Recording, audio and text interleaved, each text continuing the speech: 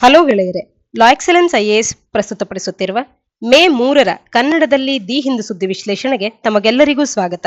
ಇಂದಿನ ಸುದ್ದಿ ವಿಶ್ಲೇಷಣೆಯನ್ನ ಪ್ರಾರಂಭ ಮಾಡೋದಕ್ಕೆ ಮುಂಚೆ ನಿಮಗೊಂದು ಸೂಚನೆ ಇದೆ. ಫ್ರೀ ಸಿಲೆಬಸ್ ಓರಿಯೆಂಟೇಷನ್ ಸೆಷನ್ ಅನ್ನ ಹಮ್ಮಿಕೊಳ್ಳಲಾಗ್ತಾ ಇದೆ. ಮೇ 5 ಮತ್ತು 6ರಂದು ಬೆಳಗ್ಗೆ 11ರಿಂದ 1 ಗಂಟೆಯವರೆಗೆ ಈ ಒಂದು ಸೆಷನ್ ಅನ್ನ ನಡೆಸಲಾಗ್ತಾ ಇದೆ. ಇದರಿಂದಾಗಿ ಹೊಸದಾಗಿ ಯಾರೆಲ್ಲ ಅಭ್ಯಾಸವನ್ನ ಪ್ರಾರಂಭ ಮಾಡ್ತಿದ್ದೀರಾ, UPSCಗೆ ಸಂಬಂಧಿಸಿದಂತೆ ತಯಾರಿಯನ್ನ ಪ್ರಾರಂಭ ಮಾಡ್ತಿದ್ದೀರಾ, ಇವರಿಗೆ ಯಾವ ರೀತಿಯಾಗಿ ಓದಬೇಕು, ಯಾವೆಲ್ಲ ಸ್ಕಿಲ್ಸ್ಗಳನ್ನ ಬಳಸ್ಕೊಂಡು ನೋಟ್ಸ್ ಅನ್ನ ನಾವು ಮಾಡಬೇಕು, ಅಥವಾ ಯಾವ ರೀತಿಯಾಗಿ ಸ್ಟ್ರಾಟಜಿಯನ್ನ ಮಾಡಬೇಕು, ಮತ್ತು ಯಾವ ರೀತಿಯಾಗಿ ನಾವು ಪ್ಲಾನ್ ಮಾಡಿ ಓದಿದ್ರೆ ಇದು ಹೆಚ್ಚು ಉಪಯೋಗ ಆಗುತ್ತೆ, ಯಾವೆಲ್ಲ ಪುಸ್ತಕಗಳನ್ನ ಕವರ್ ಮಾಡಬೇಕು, ಇದೆಲ್ಲದರ ಬಗ್ಗೆ ಒಂದು ಸ್ಪಷ್ಟ ಮಾಹಿತಿ ಅಥವಾ ಐಡಿಯಾ ಅನ್ನುವಂಥದ್ದು ದೊರಕುತ್ತೆ. ಹೊಸದಾಗಿ ಯಾರೆಲ್ಲ ನಿಮ್ಮ ತಯಾರಿಯನ್ನ ಪ್ರಾರಂಭ ಮಾಡ್ತಿದ್ದೀರಾ, ನಿಮ್ಗೆ ಹೊಸದಾದಂತ ಒಂದು ಮಾರ್ಗವನ್ನ ಇದು ನೀಡ್ತಾ ಹೋಗುತ್ತೆ. ಓದ್ಲಿಕ್ಕೆ ಸರಿಯಾದಂತ ಒಂದು ಮಾರ್ಗವನ್ನ ತೋರಿಸುವಂತ ಒಂದು ಸ್ಟ್ರಾಟಜಿಯ ಒಂದು ಸೆಷನ್ ಆಗಿರುತ್ತೆ ಈ ಸಿಲೆಬಸ್ ಓರಿಯೆಂಟೇಷನ್ ಸೆಷನ್ ಅನ್ನುವಂಥದ್ದು. ಇದನ್ನ ತಪ್ಪದೆ ನೀವು ಅಟೆಂಡ್ ಮಾಡಿ. ಹೆಚ್ಚಿನ ಮಾಹಿತಿಗಾಗಿ ನಮ್ಮ ಕೆಳಗಿನ ನಂಬರ್ಸ್ಗಳನ್ನ ಕಾಂಟ್ಯಾಕ್ಟ್ ಮಾಡಿ. ಇಂದಿನ ಮೊದಲ article, manufacturing quickens input cost rise shows PMI ಅನ್ನುವಂಥದ್ದು. ಪರ್ಚೇಸಿಂಗ್ ಮ್ಯಾನೇಜರ್ಸ್ ಇಂಡೆಕ್ಸ್ ಅನ್ನುವಂಥದ್ದು ಮ್ಯಾನುಫ್ಯಾಕ್ಚರಿಂಗ್ ಅನ್ನುವಂಥದ್ದು ಕ್ವಿಕ್ ಆಗಿ ಆಗ್ತಾ ಇದೆ, ಹಾಗೆ ಇನ್ಪುಟ್ ಕಾಸ್ಟ್ ಅನ್ನುವಂಥದ್ದು ರೈಸ್ ಆಗಿದೆ ಅನ್ನುವಂಥದ್ದನ್ನ ತೋರಿಸ್ತಾ ಇದೆ. ಇದನ್ನ ಸಾಮಾನ್ಯ ಅಧ್ಯಯನ ಪತ್ರಿಕೆ 3ರ ಅಡಿಯಲ್ಲಿ ಗ್ರೋತ್ ಅಂಡ್ ಡೆವಲಪ್ಮೆಂಟ್ ಅನ್ನುವಂಥ ಪಠ್ಯಕ್ರಮದ ಅಡಿಯಲ್ಲಿ ಓದ್ಕೊಳ್ಬಹುದಾಗುತ್ತೆ. ಆರ್ಟಿಕಲ್ನ ಹಿನ್ನೆಲೆಯಲ್ಲಿ purchasing managers index for manufacturing ಅನ್ನ ಜಾನ್ವರಿ 2020ರಿಂದ ಏಪ್ರಿಲ್ 2022ರ ನಡುವೆ ಇದು ಯಾವ ರೀತಿ ಇದೆ ಅನ್ನುವಂಥ ಒಂದು ಲುಕ್ ಅನ್ನ ಕೂಡ ನಾವಿಲ್ಲಿ ನೋಡಬಹುದು. ಜಾನ್ವರಿ 2020ರಲ್ಲಿ ಇದು ಸಾಕಷ್ಟು ಕುಸಿತವನ್ನ ಕಂಡಿತ್ತು, ನಂತರದಲ್ಲಿ ಚೇತರಿಕೆಯನ್ನ ಕಂಡಿದೆ. ಜಾನ್ವರಿ 2020ರಿಂದ ಚೇತರಿಕೆಯನ್ನ ಕಂಡಂಥದ್ದು ಏಪ್ರಿಲ್ 2020ಕ್ಕೆ ಇದು 54.7 ಬಂದು ತಲುಪಿರ್ತಕ್ಕಂಥದ್ದನ್ನ ಇಲ್ಲಿ ನಾವು ಕಾಣಬಹುದಾಗುತ್ತೆ. ಲಾಸ್ಟ್ ಮಂತ್ 54 ಇದ್ದಂಥದ್ದು ಈಗ 54.7 ಅನ್ನ ರೀಚ್ ಆಗಿರ್ತಕ್ಕಂಥದ್ದು. ಇನ್ಫ್ಲೇಷನರಿ ಪ್ರೆಷರ್ಸ್ ಗಳನ್ನ ಇಂಟೆನ್ಸಿಫೈ ಆಗಿದ್ರೂ ಕೂಡ ಇವತ್ತು ಈ ರೀತಿಯ ಒಂದು ಇದು ತೋರಿಸ್ತಾ ಇದೆ ಇಂಡೆಕ್ಸ್ ಅಂತ ಅಂದ್ರೆ ಇದು ಒಳ್ಳೆ ಒಂದು ಸೂಚನೆ ಅಂತಾನೆ ಗುರುತಿಸ್ಕೊಳ್ಳುತ್ತೆ. ಈ PMI ನ ಪರ್ಪಸ್ ಏನು ಅಂತ ಅಂದ್ರೆ ಇನ್ಫಾರ್ಮೇಶನ್ ಅನ್ನ ಕರೆಂಟ್ ಮತ್ತು ಫ್ಯೂಚರ್ ಬಿಸ್ನೆಸ್ ಕಂಡೀಷನ್ಸ್ ಗಳು ಯಾವ ರೀತಿ ಇರುತ್ತೆ ಅಂತ ಹೇಳಿ ಕಂಪನಿ ಡಿಸಿಷನ್ ಮೇಕರ್ಸ್ ಗಳಿಗೆ ನೀಡುತ್ತೆ, ಅನಲಿಸ್ಟ್ ಗಳಿಗೆ, ಇನ್ವೆಸ್ಟರ್ಸ್ ಗಳಿಗೆ ಈ ರೀತಿಯ ಒಂದು ಮಾಹಿತಿಯನ್ನ ಇದು ದೊರಕಿಸ್ಕೊಡ್ತಾ ಹೋಗುತ್ತೆ. ಇದನ್ನ ಸಪರೇಟ್ ಆಗಿ ಕ್ಯಾಲ್ಕುಲೇಟ್ ಮಾಡಲಾಗುತ್ತೆ ಮ್ಯಾನುಫ್ಯಾಕ್ಚರಿಂಗ್ ಮತ್ತು ಸರ್ವಿಸ್ ಸೆಕ್ಟರ್ಸ್ ಗಳಿಗೆ. ಹಾಗೇನೆ ಒಂದು ಕಾಂಪೋಸಿಟ್ ಇಂಡೆಕ್ಸ್ ಅನ್ನ ಕೂಡ ಕನ್ಸ್ಟ್ರಕ್ಟ್ ಮಾಡಲಾಗುತ್ತೆ. PMI ಅನ್ನ ಯಾವ ರೀತಿಯಾಗಿ ನೀಡಲಾಗುತ್ತೆ ಅಂತ ಅಂದ್ರೆ 0 to 100 ಅನ್ನುವಂಥ ಒಂದು ಸ್ಕೋರ್ ಅಥವಾ ಫಿಗರ್ ನ ಅಡಿಯಲ್ಲಿ PMI ಅನ್ನ ಕ್ಯಾಲ್ಕುಲೇಟ್ ಮಾಡಲಾಗುತ್ತೆ. ಅಬೌವ್ 50 ಇದೆ ಅಂತ ಅಂದ್ರೆ ಎಕ್ಸ್ಪಾನ್ಷನ್ ಅಂತ ಹೇಳಿ ನಾವು ಅದನ್ನ ಗುರುತಿಸಬಹುದು. ಇದಕ್ಕಿಂತಲೂ ಕೂಡ ಕಡಿಮೆ ಇದ್ದಾಗ ಕಾಂಟ್ರಾಕ್ಷನ್ ಅನ್ನ ಇದು ಸಿಂಬಲೈಸ್ ಮಾಡುವಂಥದ್ದು. ರೀಡಿಂಗ್ ಅನ್ನುವಂಥದ್ದು 50 ಇದೆ ಅಂತ ಅಂದ್ರೆ ಇದು ಯಾವುದೇ ಚೇಂಜ್ ಅನ್ನ ತೋರಿಸ್ತಾ ಇಲ್ಲ, ಇಂಡಿಕೇಟ್ಸ್ ನೋ ಚೇಂಜ್ ಅನ್ನುವಂಥದ್ದು ನಮಗೆ ತಿಳಿದಿರಲಿ. PMI ಅನ್ನುವಂಥದ್ದು ಪ್ರೀವಿಯಸ್ ಮಂತ್ಗಿಂತಲೂ ಕೂಡ ಹೈಯರ್ ಆಗಿದೆ ಅನ್ನುವಂಥದ್ದನ್ನ ಆರ್ಟಿಕಲ್ ನಮಗೆ ತಿಳಿಸ್ತಾ ಇರತಕ್ಕಂಥದ್ದು. ಒಟ್ಟಾರೆ ಇದು industrial production index of industrial production IIP ಗಿಂತಲೂ ಕೂಡ ವಿಭಿನ್ನವಾಗಿರುತ್ತೆ.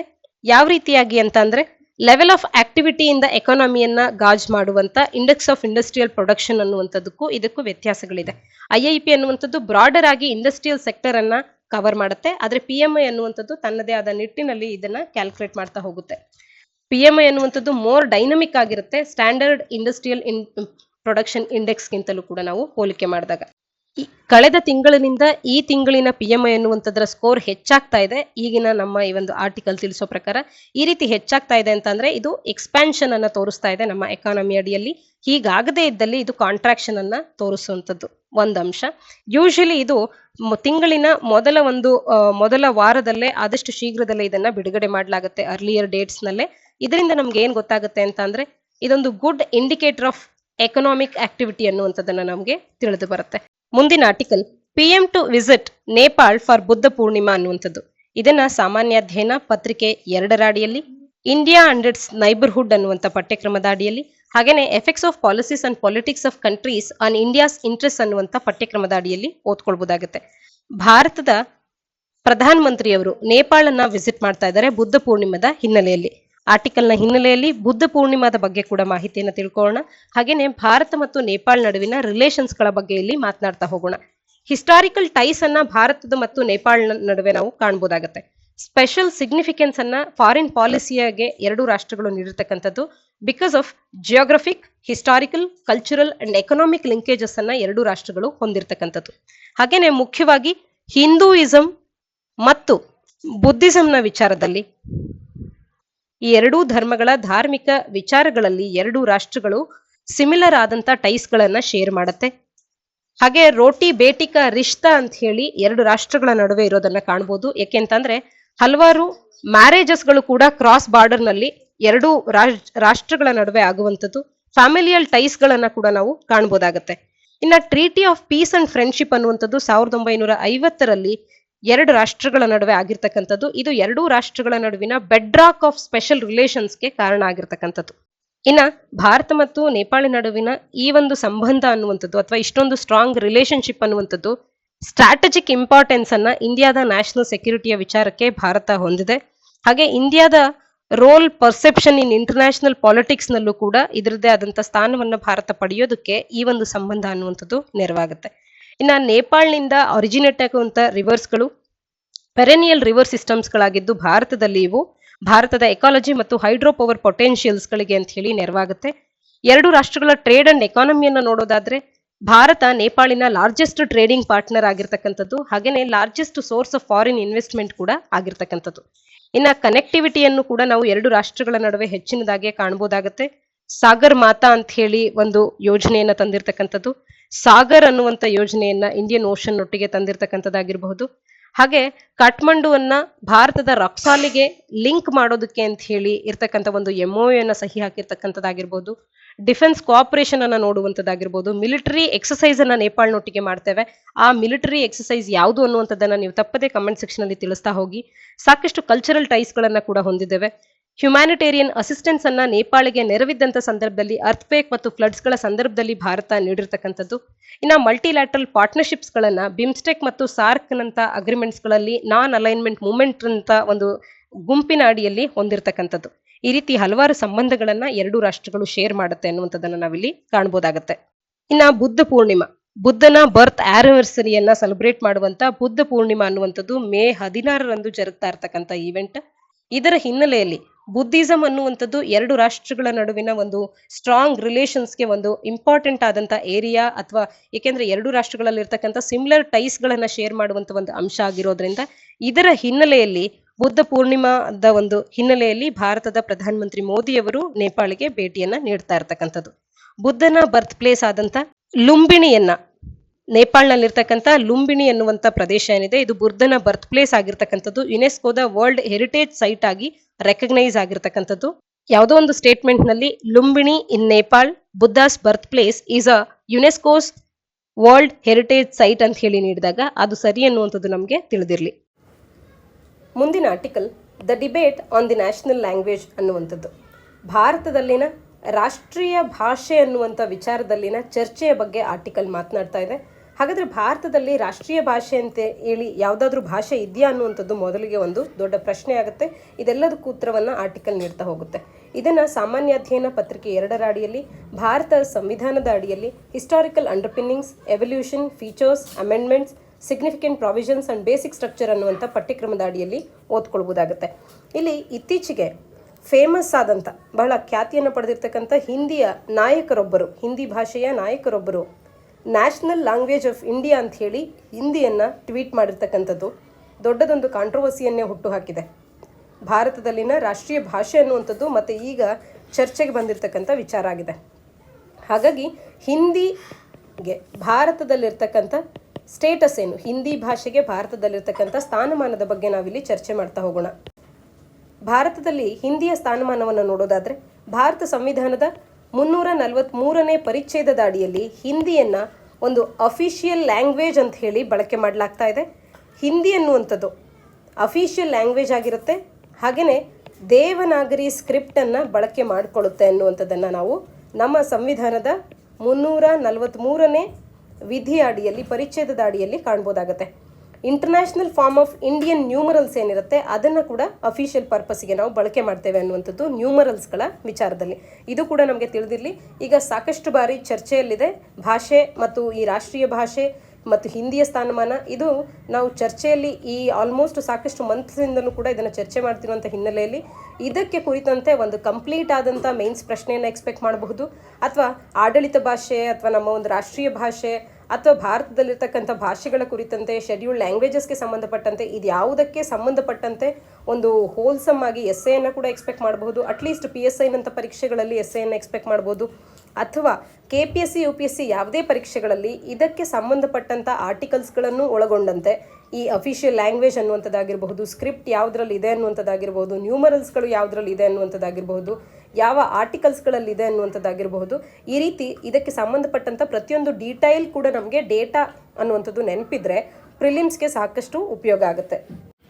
ಯಾಕೆ ಹಿಂದಿಯ ಕುರಿತಾದಂತೆ ಪ್ರತಿ ಬಾರಿ ಕೂಡ ಚರ್ಚೆನೇ ಆಗುತ್ತೆ ಅಂತ ಅಂದಾಗ ಇಲ್ಲಿರ್ತಕ್ಕಂಥ ಚರ್ಚೆಯಲ್ಲಿದ್ದ ಮೂಲವಾದಂಥ ಅಂಶಗಳೇನು ಅಂತ ಅಂದರೆ, ಇನ್ಹರೆಂಟ್ ಆಪೋಸಿಷನ್ ಅನ್ನುವಂಥದ್ದು ಹಿಂದಿಗೆ ಮೊದಲಿನಿಂದಲೂ ಕೂಡ ಅಂದರೆ ಸಂವಿಧಾನ ಪ್ರಾರಂಭ ಆಗುವಂಥ ಸಂದರ್ಭದಲ್ಲಿಂದಲೂ ಕೂಡ ಇತ್ತು. ಕಾರಣ ಸದರನ್ ಸ್ಟೇಟ್ಸ್ಗಳನ್ನು ನೋಡಿದಾಗ ಇನ್ನೂ ಹಲವಾರು ರಾಜ್ಯಗಳಲ್ಲಿ ಹಿಂದಿ ಅನ್ನುವಂಥದ್ದು ನಾವು ಮಾತನಾಡುವಂಥ ಪ್ರಮುಖ ಭಾಷೆ ಆಗಿರೋದಿಲ್ಲ. ಈ ಹಿನ್ನೆಲೆಯಲ್ಲಿ ಹಿಂದಿ ಸ್ಪೀಕಿಂಗ್ ಸ್ಟೇಟ್ಸ್ಗಳು ಅಲ್ಲಿನಿಂದ ಬಂದಿರತಕ್ಕಂಥ ಸಂವಿಧಾನದ ಅಸೆಂಬ್ಲಿಯಲ್ಲಿದ್ದಂಥ ತಮ್ಮ ಸದಸ್ಯರುಗಳೇನಿದ್ರು ಇವರು ಹಿಂದಿ ಭಾಷೆಯನ್ನು ಮೂಲವಾಗಿ ಒಂದು ರಾಷ್ಟ್ರೀಯ ಭಾಷೆಯನ್ನಾಗಿ ಮಾಡೋದಕ್ಕೆ ವಿರೋಧವನ್ನು ವ್ಯಕ್ತಪಡಿಸಿದರು. ಕಾನ್ಸ್ಟಿಟ್ಯೂಯೆಂಟ್ ಅಸೆಂಬ್ಲಿ ಕೂಡ ಈ ವಿಚಾರದಲ್ಲಿ ಬಿಟರ್ಲಿ ಡಿವೈಡ್ ಆಗಿತ್ತು. ಸಾಕಷ್ಟು ರಾಜ್ಯಗಳು ಇದು ಬೇಡ ಅಂತ ಹೇಳಿ ಆಪೋಸ್ ಮಾಡಿದಂತೂ ಹಿಂದಿ ಅನ್ನುವಂಥದ್ದು ನ್ಯಾಷನಲ್ ಲ್ಯಾಂಗ್ವೇಜ್ ಆಗಬಾರ್ದು ಅನ್ನುವಂಥದ್ದು ಅವರ ಆಪೋಸಿಷನ್ ಆಗಿತ್ತು. ಇನ್ನು ಇಂಗ್ಲೀಷಿನ ಫುಟ್ ಪ್ರಿಂಟ್ಸ್ಗಳನ್ನು ನಾವು ಹೊಂದಿದ್ದೇವೆ. Colonial footprints of English ಅನ್ನುವಂಥದ್ದು ಕೂಡ ಮತ್ತೊಂದು ಪ್ರಾಬ್ಲಮ್. ಏಕೆಂದರೆ ಹಿಂದಿಯ ಪ್ರೊಪೊನೆಂಟ್ಸ್ಗಳಾಗಿದ್ದವರು ಏನು ಇಂಗ್ಲೀಷ್ ಅನ್ನುವಂಥದ್ದು ಲ್ಯಾಂಗ್ವೇಜ್ ಆಫ್ ಎನ್ಸ್ಲೇವ್ಮೆಂಟ್ ಅಂತ ಹೇಳಿ ತಿಳಿಸ್ತಾ ಬಂದರು. ಹಾಗಾಗಿ ಅದನ್ನು ಆದಷ್ಟು ಶೀಘ್ರದಲ್ಲಿ ಎಲಿಮಿನೇಟ್ ಆಗಬೇಕು, ಹಿಂದಿಗೆ ರಾಷ್ಟ್ರೀಯ ಸ್ಥಾನಮಾನವನ್ನು ನೀಡಬೇಕು ಅನ್ನುವಂಥದ್ದು ಹಿಂದಿ ಭಾಷೆಯ ಪ್ರೊಪೊನೆಂಟ್ಸ್ಗಳಿಗೆ ಇತ್ತು. ಆದರೂ ಕೂಡ ಸಾಕಷ್ಟು ಇಂಗ್ಲೀಷ್ ಅನ್ನುವಂಥದ್ದು ನಮ್ಮ ಆಡಳಿತಾತ್ಮಕ ವ್ಯವಸ್ಥೆಯಲ್ಲಿ ಈಗಾಗಲೇ ಮನೆ ಮಾಡಿತ್ತು. ಅದರ ಹಿನ್ನೆಲೆಯಲ್ಲಿ ಇಂಗ್ಲೀಷ್ ಒಂದು ಕಂಫರ್ಟಬಲ್ ಲ್ಯಾಂಗ್ವೇಜ್ ಆಗುತ್ತೆ ಅನ್ನುವಂಥ ಹಿನ್ನೆಲೆಯಲ್ಲಿ ಅದಾಗಿಯೂ ಗ್ಲೋಬಲ್ ಲ್ಯಾಂಗ್ವೇಜ್ ಕೂಡ ಆಗಿದ್ದಂಥ ಹಿನ್ನೆಲೆಯಲ್ಲಿ ಇಂಗ್ಲೀಷನ್ನು ನಾವು ಮುಂದುವರಿಸ್ತಾ ಬಂದಂಥದ್ದು colonial footprints of English ಅನ್ನುವಂಥದ್ದು ಕೂಡ ಒಂದು ಇಲ್ಲಿ ಕಾರಣ ಆಗುತ್ತೆ. ಹಾಗೆ ಹಿಂದಿ ಇಂಪೋಸಿಷನ್ನಿನ ಒಂದು ಭಯದಿಂದ ಕೂಡ ಇದನ್ನು ಆಪೋನೆಂಟ್ಸ್ಗಳು ಅಪೋಸ್ ಮಾಡಿದಂಥದ್ದಿದೆ.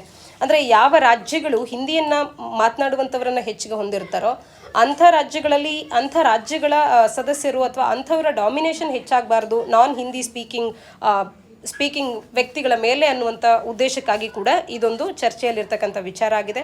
ಇನ್ನು ಸಂಸ್ಕೃತದ ಇನ್ಎಫಿಕಸಿ ಅನ್ನುವಂಥದ್ದು ಕೂಡ ಇಲ್ಲಿ ಡಿಬೇಟ್ನಲ್ಲಿರ್ತಕ್ಕಂಥದ್ದು, ಇದು ಕೂಡ ಕಾರಣ ಆಗುತ್ತೆ. ದೇರ್ ವರ್ ಡಿಮ್ಯಾಂಡ್ಸ್ಗಳು ಸಂಸ್ಕೃತವನ್ನು ಅಫಿಷಿಯಲ್ ಲ್ಯಾಂಗ್ವೇಜ್ ಮಾಡಬೇಕು ಅನ್ನುವಂಥದ್ದು. ಆದರೆ ಸಾಕಷ್ಟು ಮಂದಿ ಇದು ಹಿಂದೂಸ್ತಾನಿಯ ಫೇವರಿಸಮಲ್ಲಿದೆ, ಹಾಗಾಗಿ ಬೇಡ ಅಂತ ಹೇಳಿ ಇನ್ಎಫಿಕಸಿ ಆಯಿತು ಸಂಸ್ಕೃತವನ್ನು ಇಲ್ಲಿ ರಾಷ್ಟ್ರೀಯ ಭಾಷೆಯನ್ನು ಮಾಡಲಿಕ್ಕೆ, ಹಾಗಾಗಿ ಸಂಸ್ಕೃತವನ್ನು ಬೇಡ ಅಂಥೇಳಿ ಅಂದ್ಕೊಳ್ಳಾಯಿತು. ಇನ್ನು ಸ್ಕ್ರಿಪ್ಟ್ನ ವಿಚಾರಕ್ಕೆ ಬಂದರೆ ಸಾಕಷ್ಟು ಡಿಫ್ರೆನ್ಸಸ್ ಆಫ್ ಒಪಿನಿಯನ್ ಇತ್ತು. ಹಾಗಾಗಿ ಇಲ್ಲಿ ದೇವನಾಗರಿ ಸ್ಕ್ರಿಪ್ಟನ್ನು ವರ್ಡ್ಸ್ ಆ್ಯಂಡ್ ನ್ಯೂಮರಲ್ಸ್ ಎರಡರಲ್ಲೂ ಬಳಸ್ಕೊಳ್ಬೇಕು ಅನ್ನುವಂಥದ್ದು ಬಂತು. ಆದರೆ ಅದಕ್ಕೂ ಕೂಡ ಅಪೋನೆಂಟ್ಸ್ಗಳು ಬಂದಂಥ ಹಿನ್ನೆಲೆಯಲ್ಲಿ ಇಲ್ಲಿ ಹಿಂದಿ ಭಾಷೆಯ ಟೆಕ್ಸ್ಚುಯಲ್ ಲ್ಯಾಂಗ್ವೇಜಿಗೆ ದೇವನಾಗರಿಯನ್ನು, ವರ್ಡ್ಸ್ಗಳಿಗೆ ಇವುಗಳನ್ನು ಬಳಸಲಾಯಿತು. ನ್ಯೂಮರಲ್ಸ್ಗಳಿಗೆ ಸಂಬಂಧಿಸಿದಂತೆ ಭಾರತದ ನ್ಯೂಮರಲ್ಸ್ಗಳನ್ನು, ಇಂಡಿಯನ್ ನ್ಯೂಮರಲ್ಸ್ಗಳನ್ನು ಬಳಸುವಂಥದ್ದನ್ನು ನಾವು ಅಂದರೆ ಇಂಟರ್ನ್ಯಾಷನಲ್ ಫಾರ್ಮ್ ಆಫ್ ಇಂಡಿಯನ್ ನ್ಯೂಮರಲ್ಸ್ಗಳನ್ನು ಅಫಿಷಿಯಲ್ ಪರ್ಪಸ್ಗೆ ಬಳಸುವಂಥದ್ದನ್ನು ಕಾಣ್ಬೋದಾಗುತ್ತೆ.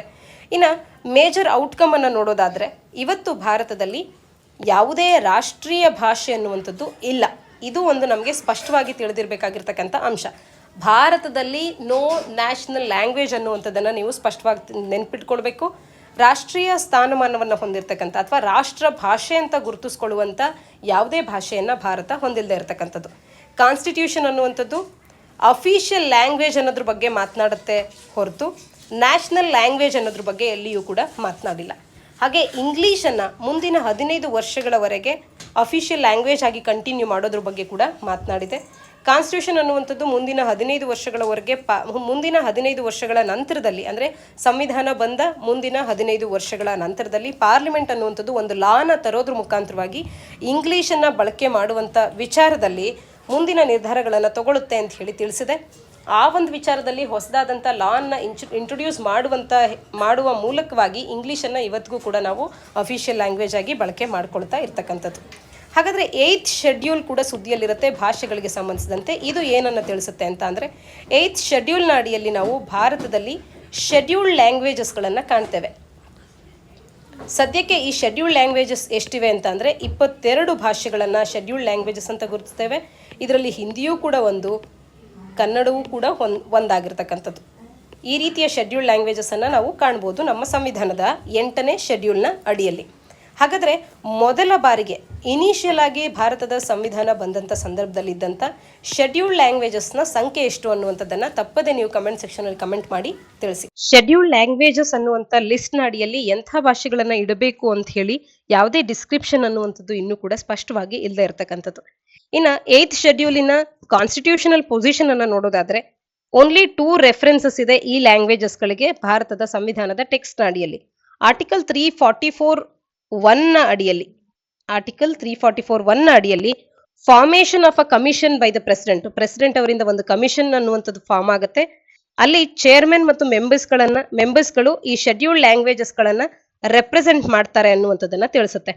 ಇನ್ನು ಪ್ರೆಸಿಡೆಂಟ್ ಅವರು ಮಾಡಿದಂತ ಈ ಕಮಿಷನಿನ ಮುಖ್ಯ ಉದ್ದೇಶ ಏನು ಅಂತ ಅಂದ್ರೆ ಹಿಂದಿಯನ್ನ ಪ್ರೋಗ್ರೆಸಿವ್ ಆಗಿ ಯೂಸ್ ಮಾಡೋದಕ್ಕೆ ಸಾಕಷ್ಟು ರೆಕಮೆಂಡೇಶನ್ಸ್ ಗಳನ್ನ ಮಾಡುವಂತದ್ದು, ಅಫಿಷಿಯಲ್ ಪರ್ಪಸ್ ಗಾಗಿ ಹಿಂದಿಯನ್ನ ಪ್ರೋಗ್ರೆಸಿವ್ ಆಗಿ ಯೂಸ್ ಮಾಡೋದಕ್ಕೆ, ಹಾಗೆ ಇಂಗ್ಲಿಶಿನ ಬಳಕೆಯನ್ನ ರಿಸ್ಟ್ರಿಕ್ಟ್ ಮಾಡುವಂತದ್ದನ್ನ ಕುರಿತಾಗಿ ಈ ಕಮಿಷನ್ ಅನ್ನುವಂಥದ್ದು ಕೆಲವೊಂದು ಮಾಹಿತಿಗಳನ್ನ ನೀಡ್ತಾ ಹೋಗ್ಬೇಕು ಅನ್ನುವಂಥದ್ದು, ರೆಕಮೆಂಡೇಶನ್ಸ್ ಗಳನ್ನ ನೀಡ್ತಾ ಹೋಗ್ಬೇಕು ಅನ್ನುವಂಥದ್ದು ಈ ಕಮಿಟಿಯ ಮೂಲ ಆಶಯ ಆಗಿರುತ್ತೆ. ಇನ್ನ ಆರ್ಟಿಕಲ್ 351 ನ ಅಡಿಯಲ್ಲಿ ಯೂನಿಯನ್ ಗವರ್ಮೆಂಟಿನ ಡ್ಯೂಟಿ ಆಗಿದೆ ಹಿಂದಿಯನ್ನ a medium of expression for all elements of the composite culture of India ವನ್ನಾಗಿ ಪ್ರಮೋಟ್ ಮಾಡಬೇಕು ಅಂತ ಹೇಳಿ. ಅಂದ್ರೆ ಭಾರತದ ಮೂಲಭೂತ ಸಂಸ್ಕೃತಿಯನ್ನ, ನಮ್ಮ ಸಂಸ್ಕಾರವನ್ನ, ನಮ್ಮ ರಿಚುವಲ್ಸ್ ಗಳನ್ನ, ಆಚಾರ ವಿಚಾರಗಳನ್ನ ಸ್ಪ್ರೆಡ್ ಮಾಡ್ಲಿಕ್ಕೆ ಒಂದು ಮೀಡಿಯಂ ಆಫ್ ಎಕ್ಸ್ಪ್ರೆಷನ್ ಆಗಿ ಹಿಂದಿಯನ್ನ ಬೆಳೆಸಬೇಕು, ಪ್ರಮೋಟ್ ಮಾಡಬೇಕು. ಅದು ಕೇಂದ್ರ ಸರ್ಕಾರದ ಒಂದು ಜವಾಬ್ದಾರಿ ಅನ್ನುವಂಥದ್ದನ್ನ ಆರ್ಟಿಕಲ್ 351 ತಿಳಿಸುತ್ತೆ. ಇನ್ನು ಸದ್ಯದ ಆರ್ಟಿಕಲ್ ನ ಹಿನ್ನೆಲೆಯಲ್ಲಿ 3 ಲ್ಯಾಂಗ್ವೇಜ್ ಫಾರ್ಮುಲಾ ಅಂದ್ರೆ ಏನು ಅನ್ನುವಂಥದ್ದನ್ನ ತಿಳ್ಕೊಳ್ಳೋಣ. 1960ರಿಂದಲೂ ಕೂಡ ಈ 3 ಲ್ಯಾಂಗ್ವೇಜ್ ಫಾರ್ಮುಲಾ ಅನ್ನೋದ್ರ ಬಗ್ಗೆ ಕೇಳ್ತಾ ಬಂದಿದ್ದೇವೆ. ಕೇಂದ್ರ ಸರ್ಕಾರದ ಶೈಕ್ಷಣಿಕ ನೀತಿಯ ಡಾಕ್ಯುಮೆಂಟ್ಸ್ಗಳು ಇದ್ರ ಬಗ್ಗೆ ಮಾತನಾಡುತ್ತೆ. ಹಿಂದಿ, ಇಂಗ್ಲಿಷ್ ಮತ್ತು ಒಂದು ಪ್ರಾದೇಶಿಕ ಭಾಷೆಯನ್ನ ಹಿಂದಿ ಸ್ಪೀಕಿಂಗ್ ಸ್ಟೇಟ್ಸ್ಗಳಲ್ಲಿ ಕಲಿಸಬೇಕು.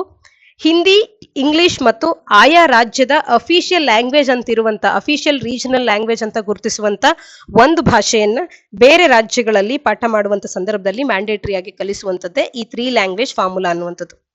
ಇನ್ ಪ್ರಾಕ್ಟೀಸ್ ನಲ್ಲಿ ಕೇವಲ ಕೆಲವು ರಾಜ್ಯಗಳು ಮಾತ್ರವೇ ದೇರ್ ಪ್ರಿಡಾಮಿನೆಂಟ್ ಲ್ಯಾಂಗ್ವೇಜ್ ಅನ್ನ, ಹಾಗೆ ಹಿಂದಿಯನ್ನ, ಹಾಗೆ ಇಂಗ್ಲಿಷ್ ಅನ್ನ ಕಲಿಸ್ತಾ ಇರ್ತಕ್ಕಂಥದ್ದು. ಕೆಲವು ರಾಜ್ಯಗಳಲ್ಲಿ ಹಿಂದಿಯೇ ಅಫಿಷಿಯಲ್ ಲ್ಯಾಂಗ್ವೇಜ್ ಆಗಿರ್ತಕ್ಕಂಥ ರಾಜ್ಯಗಳಲ್ಲಿ ಥರ್ಡ್ ಲ್ಯಾಂಗ್ವೇಜ್ ಅನ್ನುವಂಥದ್ದನ್ನ ರೇರ್ಲಿ ಕಂಪಲ್ಸರಿ ಸಬ್ಜೆಕ್ಟ್ ಆಗಿ ಇವತ್ತಿಗೂ ಕೂಡ ಪಾಠ ಮಾಡ್ತಾ ಇರ್ತಕ್ಕಂಥದ್ದು. ಅಂದ್ರೆ ಈಗಾಗಲೇ ಹಿಂದಿ ಅಲ್ಲಿ ಕಂಪಲ್ಸರಿ ಸಬ್ಜೆಕ್ಟ್ ಆಗಿದ್ದಾಗ, ಹಿಂದಿ ಅನ್ನುವಂಥದ್ದು ಅವರದೇ ಭಾಷೆ ಆಗಿದ್ದಾಗ ಹಿಂದಿ ಮತ್ತು ಇಂಗ್ಲಿಷ್ ಏನೋ ಕಲಿಸ್ತಾರೆ, ಥರ್ಡ್ ಲ್ಯಾಂಗ್ವೇಜ್ ಅನ್ನುವಂಥದ್ದು ಅಲ್ಲಿ ಕಂಪಲ್ಸರಿ ಆದಂತ ಸಬ್ಜೆಕ್ಟ್ ಆಗಿ ಇವತ್ತು ಉಳಿದಿಲ್ಲದೆ ಇರ್ತಕ್ಕಂಥದ್ದು. ಇನ್ನು ತಮಿಳ್ನಾಡು ಅನ್ನುವಂಥದ್ದು ಈ 3 ಲ್ಯಾಂಗ್ವೇಜ್ ಫಾರ್ಮುಲಾವನ್ನ ಕಂಪ್ಲೀಟ್ ಆಗಿ ಅಪೋಸ್ ಕೂಡ ಮಾಡಿದೆ. ಹಾಗೆ ಅವರದ್ದೇ ಆದಂತ ತಮಿಳ್ ಮತ್ತು ಇಂಗ್ಲಿಷಿನಲ್ಲಿ ಟೀಚ್ ಮಾಡುವಂತ ಒಂದು ಪ್ರಿನ್ಸಿಪಲ್ ಗೆ ಅವರು ಸ್ಟಿಕ್ ಆಗಿರ್ತಕ್ಕಂಥದ್ದು.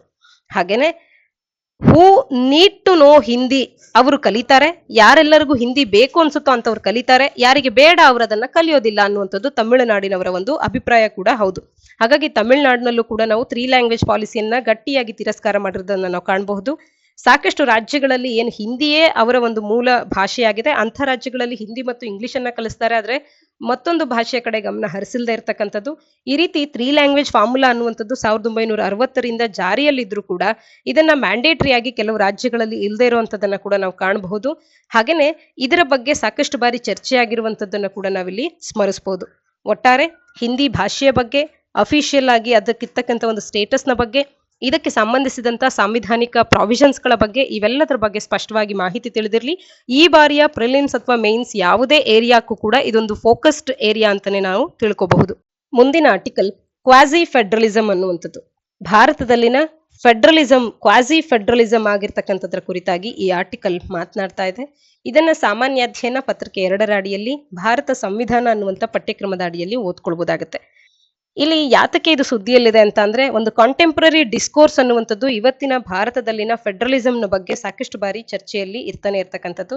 ಯಾಕೆಂದ್ರೆ ಹಲವಾರು ಡೈಮೆನ್ಷನ್ಸ್ ಗಳಲ್ಲಿ ನಾವು ನೋಡಿದಾಗ, ಎಕನಾಮಿಕ್ ಆಗಿರ್ಬೋದು, ಪೊಲಿಟಿಕಲ್ ಆಗಿರ್ಬೋದು, ಕಲ್ಚರಲ್ ಆಗಿರ್ಬೋದು, ಇಲ್ಲಿನ ಫೆಡರಲಿಸಂನ ಬಗ್ಗೆ ಇವತ್ತು ಪ್ರಶ್ನೆ ಮಾಡುವಂತೆ ಭಾರತದ ಫೆಡರಲಿಸಂ ವ್ಯವಸ್ಥೆ ಅನ್ನುವಂಥದ್ದು ಇವತ್ತು ಬಂದು ನಿಂತಿದೆ. ಈ ಹಿನ್ನೆಲೆಯಲ್ಲಿ ಕ್ವಾಸಿ ಫೆಡರಲಿಸಂ ಅನ್ನುವಂಥ ಆರ್ಟಿಕಲ್ ನ ಅಡಿಯಲ್ಲಿ ಇದರ ಬಗ್ಗೆ ಚರ್ಚೆ ಮಾಡ್ತಾ ಹೋಗಿರ್ತಕ್ಕಂಥದ್ದು. ಇಂಡಿಯಾ ಅನ್ನುವಂಥದ್ದು ಇವತ್ತು ತನ್ನ ಒಂದು ಇನ್ಫ್ಲೆಕ್ಷನ್ ಪಾಯಿಂಟ್ ನಲ್ಲಿದೆ. ಸೆಂಟ್ರಲ್ ಸ್ಟೇಟ್ ರಿಲೇಷನ್ಸ್ ಅನ್ನುವಂಥದ್ದು ಇನ್ಕ್ರೀಸಿಂಗ್ ಅಸಿಮಿಟ್ರಿಯನ್ನ ಹೊಂದುತ್ತಾ ಇದೆ. ಅಂದ್ರೆ ಎರಡರ ನಡುವಿನ ಸಂಬಂಧಗಳು ಸರಿಯಾದ ಒಂದು ರೀತಿಯಲ್ಲಿ ಸಾಗ್ತಾ ಇಲ್ಲ ಅನ್ನುವಂಥದ್ದು. ಆರ್ಟಿಕಲ್ನ ಹಿನ್ನೆಲೆಯಲ್ಲಿ ಫೆಡರಲಿಸಂ ಅಂದ್ರೇನು ಇವೆಲ್ಲವನ್ನ ನಾವು ತಿಳ್ಕೊಳ್ತಾ ಹೋಗೋಣ. ಫೆಡರಲಿಸಂ ಅನ್ನುವಂಥದ್ದು ಒಂದು ವ್ಯವಸ್ಥೆ. It is a system of government. ಇದು ಕೂಡ ಒಂದು ರೀತಿಯ ಸರ್ಕಾರದ ವ್ಯವಸ್ಥೆ ಆಗಿದ್ದು, ಇಲ್ಲಿ ಪವರ್ ಅನ್ನುವಂಥದ್ದು ಡಿವೈಡ್ ಆಗುತ್ತೆ ಕೇಂದ್ರ ಮತ್ತು ಅದರ್ ಯೂನಿಟ್ಸ್ ಗಳ ಮಧ್ಯೆ. ಭಾರತದಲ್ಲಿ ಈ ಯೂನಿಟ್ಸ್ ಅಂದಾಗ ಸ್ಟೇಟ್ಸ್ ಗಳಾಗಿರುತ್ತೆ. ಕೇಂದ್ರ ಸರ್ಕಾರ ಮತ್ತು ಅಂದ್ರೆ ಅದೊಂದು ಸೆಂಟ್ರಲ್ ಅಥಾರಿಟಿ ಆಗಿರುತ್ತೆ, ಮತ್ತು various constituent units of the country ಒಟ್ಟಿಗೆ, ಅಂದ್ರೆ ಭಾರತದಲ್ಲಿ ಅದು ಸ್ಟೇಟ್ಸ್, ಈ ರೀತಿ ಪವರ್ ಶೇರಿಂಗ್ ಆಗುವಂತ ಒಂದು ವ್ಯವಸ್ಥೆ ಏನಿರುತ್ತೆ, ಸರ್ಕಾರದ ಫಾರ್ಮೇಶನ್ ಏನಿರುತ್ತೆ, ಇದನ್ನ ಫೆಡರಲಿಸಂ ಅಂತ ಹೇಳಿ ಕರಿತೇವೆ. ವರ್ಟಿಕಲ್ ಡಿವಿಷನ್ ಆಫ್ ಪವರ್ ಅನ್ನ ಡಿಫರೆಂಟ್ ಲೆವೆಲ್ಸ್ ಆಫ್ ಗವರ್ಮೆಂಟ್ಸ್ ಗಳಲ್ಲಿ ನಾವು ಕಾಣಬಹುದು. ಅಂದ್ರೆ ಸೆಂಟರ್ ನಿಂದ ಸ್ಟೇಟ್ಸ್ ಗಳಿಗೆ, ಸ್ಟೇಟ್ಸ್ ನಿಂದ ಡಿಸ್ಟ್ರಿಕ್ಟ್ಸ್ ಗಳಿಗೆ, ಡಿಸ್ಟ್ರಿಕ್ಟ್ಸ್ ನಿಂದ ತಾಲೂಕ್ಸ್ ಗಳಿಗೆ ಅಥವಾ ಬ್ಲಾಕ್ಸ್ ಗಳಿಗೆ, ಈ ರೀತಿಯಾಗಿ ವರ್ಟಿಕಲ್ ಆಗಿ ಡಿವಿಷನ್ ಆಫ್ ಪವರ್ ಅನ್ನುವಂಥದ್ದನ್ನ ಫೆಡರಲಿಸಂ ಅಡಿಯಲ್ಲಿ ಕಾಣ್ತಾ ಹೋಗ್ತೇವೆ. ಫೆಡರಲಿಸಂ ಅನ್ನುವಂಥದ್ದು it is one of the major forms of power sharing ಅನ್ನ ನಾವು ಪವರ್ ಶೇರಿಂಗ್ ಅಂತ ಹೇಳಿ ಮಾಡರ್ನ್ ಡೆಮೋಕ್ರಸೀಸ್ ಗಳಲ್ಲಿ ಕಾಣ್ತೇವೆ. ಭಾರತದ ಕೇಸ್ನಲ್ಲಿ federal, quasi federal or hybrid ಯಾವ ಒಂದು ಮೆಥಡ್ ಅನ್ನ ಸಿಸ್ಟಮ್ ಅನ್ನ ನಾವು ಫಾಲೋ ಮಾಡ್ತೇವೆ ಅಂದಾಗ, ಇಂಡಿಯಾ ಕಾನ್ಶಿಯಸ್ಲಿ ಫೆಡರಲಿಸಂ ಅನ್ನ ಒಂದು ವರ್ಷನ್ ಅನ್ನ ಅಡಾಪ್ಟ್ ಮಾಡ್ಕೊಂಡಿದೆ. ಅದು ಏನು ಅಂತ ಅಂದ್ರೆ, ಯೂನಿಯನ್ ಗವರ್ಮೆಂಟ್ ಮತ್ತು ಸ್ಟೇಟ್ ಗವರ್ಮೆಂಟ್ಸ್ ಗಳು ಇಂಟರ್ ಡಿಪೆಂಡೆಂಟ್ ಆಗಿರುತ್ತೆ ಒಂದಕ್ಕೊಂದು. ಅಂದ್ರೆ ಎರಡೂ ಕೂಡ ಒಟ್ಟಿಗೆ ಕೂಡಿ ನಿರ್ಧಾರಗಳನ್ನ ತಗೊಳ್ಳುವಂಥದ್ದು, ಒಂದನ ನಿರ್ಧಾರ ಮತ್ತೊಂದಕ್ಕೆ ಅಫೆಕ್ಟ್ ಮಾಡುವಂಥದ್ದು, ಈ ರೀತಿ ಒಂದಕ್ಕೊಂದು ಕನೆಕ್ಟೆಡ್ನೆಸ್ ಅನ್ನ ಹೊಂದಿರುವಂತ ಒಂದು ರೀತಿಯ ಫೆಡರಲಿಸಂ ಅನ್ನ ಭಾರತದಲ್ಲಿ ನಾವು ಕಾಣಬಹುದಾಗುತ್ತೆ. ಇನ್ನ ಭಾರತದ ಫೆಡರಲ್ ಫೀಚರ್ಸ್ ಗಳನ್ನ ನಾವು ನೋಡ್ತಾ ಹೋಗೋದಾದ್ರೆ, ಭಾರತದಲ್ಲಿ ರಿಟರ್ನ್ ಕಾನ್ಸ್ಟಿಟ್ಯೂಷನ್ ಅನ್ನ ಭಾರತ ಸರ್ಕಾರ, ಭಾರತ ಅನ್ನುವಂಥದ್ದು ಹೊಂದಿರತಕ್ಕಂಥದ್ದು. ರಿಟರ್ನ್ ಕಾನ್ಸ್ಟಿಟ್ಯೂಷನ್ ಅನ್ನುವಂಥದ್ದು ಭಾರತದ ಫೆಡರಲಿಸಂ ಅನ್ನ ಒಂದು ಬಹುಮುಖ್ಯ ಭಾಗ ಆಗುತ್ತೆ. ಈ ರೀತಿಯ ಪ್ರಶ್ನೆಯನ್ನ ಪ್ರಿಲಿಮ್ಸ್ ನಲ್ಲಿ ಕೇಳಬಹುದು. ಕೆಳಗಿನ ಯಾವ ಫೀಚರ್ಸ್ ಗಳು ಭಾರತದ ಫೆಡರಲಿಸಂ ಅನ್ನ ಎತ್ತಿ ಹಿಡಿಯುವಂತವಾಗಿರುತ್ತೆ ಅಂತ ಹೇಳಿ ಕೇಳ್ತಾರೆ. ಆಗ ಇವು ನಮಗೆ ತಿಳಿದಿರ್ಬೇಕಾಗತ್ತೆ. ಈಗ ನಾವು ಡಿಸ್ಕಸ್ ಮಾಡುವಂತವು, ರಿಟರ್ನ್ ಕಾನ್ಸ್ಟಿಟ್ಯೂಷನ್ ಅನ್ನುವಂಥದ್ದು ಭಾರತದ ಫೆಡರಲಿಸಂನ ಒಂದು ಫೀಚರ್ ಆಗಿರುತ್ತೆ. ಡ್ಯುಯಲ್ ಪಾಲಿಟಿ, ಭಾರತ ಸಂವಿಧಾನದಲ್ಲಿ ಕೇಂದ್ರ ಸರ್ಕಾರ ಮತ್ತು ರಾಜ್ಯ ಸರ್ಕಾರಗಳಿಗೆ ತಮ್ಮದೇ ಆದಂತ ಬೇರೆ ಬೇರೆ ಪವರ್ಸ್ ಗಳನ್ನ ಕೂಡ ನೀಡಲಾಗಿದೆ. ಈ ಡ್ಯುಯಲ್ ಪಾಲಿಟಿ ಅನ್ನುವಂಥದ್ದು ಕೂಡ ಭಾರತದ ಫೆಡರಲಿಸಂಗೆ ಒಂದು ಫೀಚರ್ ಆಗಿರ್ತಕ್ಕಂಥದ್ದು. ಇಂಡಿಯನ್ ಫಾರ್ಮ್ ಆಫ್ ಫೆಡರಲಿಸಂ ಅಂದಾಗ ಇವೆಲ್ಲವೂ ಕೂಡ ಅದರ ಒಂದು ಗುಣಲಕ್ಷಣಗಳಾಗಿರುತ್ತೆ. ಇನ್ನ ಬೈ ಕ್ಯಾಮರಲಿಸಂ ಅನ್ನ ಕಾಣಬಹುದು. ಕಾನ್ಸ್ಟಿಟ್ಯೂಷನ್ ಬೈಕ್ಯಾಮರಲ್ ಲೆಜಿಸ್ಲೇಚರ್ಗೆ ಅಪ್ಪರ್ ಹೌಸ್ ಮತ್ತು ಲೋಯರ್ ಹೌಸ್, ರಾಜ್ಯಸಭಾ ಮತ್ತು ಲೋಕಸಭಾ ಅಂತ ಹೇಳಿ ಈ ರೀತಿ ಎರಡು ಸದನಗಳನ್ನ ಹೊಂದೋದಕ್ಕೆ ಪರ್ಮಿಷನ್ ಅನ್ನ ನೀಡಿರ್ತಕ್ಕಂಥದ್ದು. ಇದು ಕೂಡ ಫೆಡರಲಿಸಂಗೆ ಮಹತ್ವವನ್ನ ನೀಡುವಂಥದ್ದು. ಯಾಕೆಂತಂದ್ರೆ ರಾಜ್ಯಸಭಾ ಅನ್ನುವಂಥದ್ದು ಭಾರತದ ರಾಜ್ಯಗಳನ್ನ ಗುರುತಿಸುತ್ತೆ, ಲೋಕಸಭೆ ಅನ್ನುವಂಥದ್ದು ಇಂಡಿಯಾವನ್ನ ಆಸ್ ಎ ಹೋಲ್ ಗುರುತಿಸುವಂಥದ್ದು ಅಥವಾ ರೆಪ್ರೆಸೆಂಟ್ ಮಾಡುವಂಥದ್ದು. ಹಾಗಾಗಿ ಬೈಕ್ಯಾಮರಲಿಸಂ ಕೂಡ ಭಾರತದ ಫಾರ್ಮ್ ಆಫ್ ಫೆಡರಲಿಸಂ ನಲ್ಲಿರ್ತಕ್ಕಂಥ ಒಂದು ಗುಣಲಕ್ಷಣ ಅಂತ ಹೇಳ್ಬೋದು. ಇನ್ನ ಪವರ್ಸ್ ಗಳನ್ನ ಡಿವೈಡ್ ಮಾಡ್ತಾ ಇರ್ತಕ್ಕಂಥದ್ದು, ಉದಾಹರಣೆಗೆ ಭಾರತ ಸಂವಿಧಾನದ ಅಡಿಯಲ್ಲಿರ್ತಕ್ಕಂಥ ಲಿಸ್ಟ್ ಗಳನ್ನ ನಾವು ನೋಡೋದಾದ್ರೆ, ಯೂನಿಯನ್ ಲಿಸ್ಟ್, ಸ್ಟೇಟ್ ಲಿಸ್ಟ್ ಮತ್ತು ಕನ್ಕರೆಂಟ್ ಲಿಸ್ಟ್ ಅಂತ ಹೇಳಿ ಮೂರು ರೀತಿಯ ಲಿಸ್ಟ್ ಗಳಾಗಿ ಇವುಗಳನ್ನ ಡಿವೈಡ್ ಮಾಡಲಾಗಿದೆ ಭಾರತದ 7th ಶೆಡ್ಯೂಲ್ ನ ಅಡಿಯಲ್ಲಿ. ಹಾಗಾಗಿ ಡಿವಿಷನ್ ಆಫ್ ಪವರ್ಸ್ ಅನ್ನುವಂಥದ್ದು ಕೂಡ ಒಂದು federal feature of Indian constitution ಆಗಿರ್ತಕ್ಕಂಥದ್ದು. ಇನ್ನು ಕಾನ್ಸ್ಟಿಟ್ಯೂಷನ್ಗೆ ಸುಪ್ರಿಮಸಿಯನ್ನ ನೀಡಲಾಗ್ತಾ ಇದೆ. ಓವರ್ ದ ಪಾರ್ಲಿಮೆಂಟ್ ಕಾನ್ಸ್ಟಿಟ್ಯೂಷನ್ ಅನ್ನುವಂಥದ್ದು ಸುಪ್ರಿಮಸಿಯನ್ನ ಪಡ್ಕೊಳ್ಳುತ್ತೆ. ಹಾಗಾಗಿ ಇದು ನಮ್ಮ ಭಾರತದ ಫೆಡರಲಿಸಂಗೆ ಇರ್ತಕ್ಕಂಥ ಮತ್ತೊಂದು ಇಂಪಾರ್ಟೆಂಟ್ ಗುಣಲಕ್ಷಣ. ಹಾಗೆ ರಿಜಿಡ್ ಕಾನ್ಸ್ಟಿಟ್ಯೂಷನ್ ಅನ್ನ ಭಾರತದ ಸಂವಿಧಾನ ಹೊಂದಿದೆ. ಇಂಡಿಪೆಂಡೆಂಟ್ ಜುಡಿಷಿಯರಿಯನ್ನ ಭಾರತದ ಸಂವಿಧಾನ ಹೊಂದಿರತಕ್ಕಂಥದ್ದು. ಇವೆಲ್ಲವೂ ಭಾರತದ ಫೆಡರಲಿಸಂಗೆ ಇರ್ತಕ್ಕಂಥ ಕೆಲವೊಂದು ಉದಾಹರಣೆಗಳಾಗಿವೆ ಅಥವಾ ಗುಣಲಕ್ಷಣಗಳಾಗಿವೆ. ಹೀಗಿದ್ದು ಕೂಡ ಇಷ್ಟೆಲ್ಲ ಫೆಡರಲ್ ಫೀಚರ್ಸ್ ಗಳನ್ನ ಭಾರತದ ಸಂವಿಧಾನ ಹೊಂದಿದ್ರು ಕೂಡ ಹಲವಾರು ಯೂನಿಟರಿ ಫೀಚರ್ಸ್ ಗಳನ್ನ ಕೂಡ ಕಾಣ್ತೇವೆ ಭಾರತದ ಸಂವಿಧಾನದ ಅಡಿಯಲ್ಲಿ. ಯೂನಿಟರಿ ಫೀಚರ್ಸ್ ಗಳ ಬಗ್ಗೆ ಮಾತನಾಡೋದಾದ್ರೆ, ಸ್ಟ್ರಾಂಗ್ ಸೆಂಟರ್ ಅನ್ನ ಭಾರತದ ಸಂವಿಧಾನ ಹೊಂದಿರತಕ್ಕಂಥದ್ದು. ಅಂದ್ರೆ ಭಾರತದಲ್ಲಿ ಸೆಂಟರ್ಗೆ ಅನ್ಈಕ್ವಲ್ ಪವರ್ಸ್ ಗಳನ್ನ, ಅಂದ್ರೆ ಹೆಚ್ಚು ಪವರ್ಸ್ ಗಳನ್ನ ನೀಡಲಾಗಿದೆ, ಹಾಗೆ ಸ್ಟೇಟ್ಗೆ ಕಡಿಮೆ ಪವರ್ಸ್ ಗಳನ್ನ ನೀಡಲಾಗಿರ್ತಕ್ಕಂಥದ್ದು. ಹಾಗಾಗಿ ಫೆಡರಲಿಸಂ ಅನ್ನುವಂಥದ್ದು ಇನ್ ಇಟ್ಸ್ ಟ್ರೂ ಸೆನ್ಸ್ ನಲ್ಲಿ ಇಲ್ಲಿ ಕಾರ್ಯ ಮಾಡೋದು ಕಷ್ಟ ಆಗುತ್ತೆ. ಇನ್ನ ಎರಡಕ್ಕೂ ಪವರ್ಸ್ ಗಳನ್ನ ನೀಡಿದ್ರು ಕೂಡ ಎರಡೂ ಕೂಡ ಒಂದೇ ಕಾನ್ಸ್ಟಿಟ್ಯೂಷನ್ ಅನ್ನ ಫಾಲೋ ಮಾಡಬೇಕು. ಸಿಂಗಲ್ ಕಾನ್ಸ್ಟಿಟ್ಯೂಷನ್ ಅನ್ನುವಂಥದ್ದು ಕೂಡ ಇಲ್ಲಿರ್ತಕ್ಕಂಥ ಒಂದು ಯೂನಿಟರಿ ಫ್ಯೂಚರ್ ಅಂತಾನೆ ಹೇಳ್ಬೋದಾಗತ್ತೆ. ಹಾಗೇನೆ ಡಿಸ್ಟ್ರಕ್ಟಿಬಲ್ ನೇಚರ್ ಆಫ್ ಸ್ಟೇಟ್ಸ್, ರಾಜ್ಯಗಳನ್ನ ನಾವು ಡಿಸ್ಟ್ರಕ್ಟ್ ಮಾಡಬಹುದಾಗುತ್ತೆ. ಡಿಸ್ಟ್ರಕ್ಟಿಬಲ್ ನೇಚರ್ ಆಫ್ ಸ್ಟೇಟ್ಸ್ಗಳು, ಪಾರ್ಲಿಮೆಂಟ್ ಅನ್ನುವಂಥದ್ದು ರಾಜ್ಯದ ಏರಿಯಾವನ್ನ ಬದಲಾಯಿಸಬಹುದು, ಬೌಂಡ್ರೀಸ್ ಗಳನ್ನ ಬದಲಾಯಿಸಬಹುದು, ಅಥವಾ ಆ ರಾಜ್ಯದ ಹೆಸರನ್ನ ಕೂಡ ಬದಲಾಯಿಸಬಹುದು. ಈ ರೀತಿಯ ಡಿಸ್ಟ್ರಕ್ಟಿಬಲ್ ನೇಚರ್ ಆಫ್ ಸ್ಟೇಟ್ ಅನ್ನುವಂಥದ್ದು ಫೆಡರಲಿಸಂ ನಲ್ಲಿ ಇದು ಇರಬಾರ್ದಾಗಿತ್ತು. ಆದ್ರೆ ಈ ರೀತಿಯ ಒಂದು ಫೀಚರ್ಸ್ ಗಳನ್ನ, ಯೂನಿಟರಿ ಫೀಚರ್ಸ್ ಗಳನ್ನ ಕೂಡ ಭಾರತದ ಸಂವಿಧಾನದ ಅಡಿಯಲ್ಲಿ ನಾವು ಕಾಣಬಹುದು. ಇನ್ನ ಎಮರ್ಜೆನ್ಸಿ ಪ್ರಾವಿಷನ್ಸ್ಗಳು, ಎಮರ್ಜೆನ್ಸಿಯ ಸಂದರ್ಭದಲ್ಲಿ ಕೇಂದ್ರಕ್ಕೆ ಹೆಚ್ಚಿನ ಪವರ್ಸ್ ಗಳಿರುತ್ತೆ. ಇನ್ನು ಭಾರತದಾದ್ಯಂತ ಸಿಂಗಲ್ ಸಿಟಿಸನ್ಶಿಪ್ ಅನ್ನ ನಾವು ಕಾಣ್ತೇವೆ. ವೆರಾಸ್ ಅಮೆರಿಕಾದಲ್ಲಿ ಡ್ಯುಯಲ್ ಸಿಟಿಸನ್ಶಿಪ್ ಅನ್ನ ಕಾಣ್ತೇವೆ. ಆದ್ರೆ ಭಾರತದಲ್ಲಿ ನೋಡಿದಾಗ ಸಿಂಗಲ್ ಸಿಟಿಸನ್ಶಿಪ್ ಅನ್ನುವಂಥದ್ದು it is not a federal feature in true sense ಅನ್ನುವಂಥದ್ದು. ಇನ್ನ ಆಲ್ ಇಂಡಿಯಾ ಸರ್ವಿಸಸ್ ಗಳಾಗಿರಬಹುದು, ಗವರ್ನರ್ ಅನ್ನ ಅಪಾಯಿಂಟ್ಮೆಂಟ್ ಮಾಡುವಂತವರು ಪ್ರೆಸಿಡೆಂಟೇ ಆಗಿರ್ತಾರೆ and governor will be the executive head of the state, ಈ ಅಂಶ ಆಗಿರಬಹುದು. ಹಾಗೇನೆ ಇಂಟಿಗ್ರೇಟೆಡ್ ಎಲೆಕ್ಷನ್ ಮಿಷನರಿ ಆಗಿರಬಹುದು, ಇಂಟಿಗ್ರೇಟೆಡ್ ಜುಡಿಷಿಯರಿ ಆಗಿರಬಹುದು, ಯೂನಿಯನ್ ವೀಟೋ ಅನ್ನುವಂಥದ್ದು ಸ್ಟೇಟ್ ಬಿಲ್ಸ್ ಗಳಿಗೆ ಇರ್ತಕ್ಕಂಥ ಅಂಶ ಆಗಿರ್ಬೋದು. ಇವೆಲ್ಲವೂ ಕೂಡ ಭಾರತದಲ್ಲಿ ಫೆಡರಲಿಸಂ ಅನ್ನ ನಾವು ಕಂಡುಕೊಂಡ್ರ ಸಾಕಷ್ಟು ಫೆಡರಲ್ ಫೀಚರ್ಸ್ ಗಳನ್ನ ಭಾರತ ಸರ್ಕಾರ ಹೊಂದಿದ್ರು ಕೂಡ ಹಲವಾರು ಯೂನಿಟರಿ ಫೀಚರ್ಸ್ ಗಳನ್ನ ಕೂಡ ಭಾರತ ಹೊಂದಿದೆ ಅನ್ನೋದಕ್ಕೆ ಇವೆಲ್ಲವೂ ಉದಾಹರಣೆಗಳಾಗಿರ್ತಕ್ಕಂಥದ್ದು. ಹಾಗಾಗಿ ಭಾರತದ ಫೆಡರಲಿಸಂ ಅನ್ನ ಬೇರೆ ರಾಷ್ಟ್ರಗಳಿಗಿಂತಲೂ ಕೂಡ ವಿಭಿನ್ನವಾಗಿ ಈ ಫೀಚರ್ಸ್ಗಳು ನಮ್ಮನ್ನ ನಿಲ್ಲಿಸ್ತಾ ಹೋಗುತ್ತೆ. ಇದಿಷ್ಟು ಇಂದಿನ ಸುದ್ದಿ ವಿಶ್ಲೇಷಣೆಯಾಗಿದೆ. ತಪ್ಪದೆ ನಮ್ಮ ಪ್ರಶ್ನೆಗಳಿಗೆ ಕಮೆಂಟ್ ಸೆಕ್ಷನ್ ಅಲ್ಲಿ ಉತ್ತರಗಳನ್ನ ನೀಡಿ. ನಾಳಿನ ಸುದ್ದಿ ವಿಶ್ಲೇಷಣೆಯೊಂದಿಗೆ ಮತ್ತೆ ಸಿಗೋಣ. ಧನ್ಯವಾದ.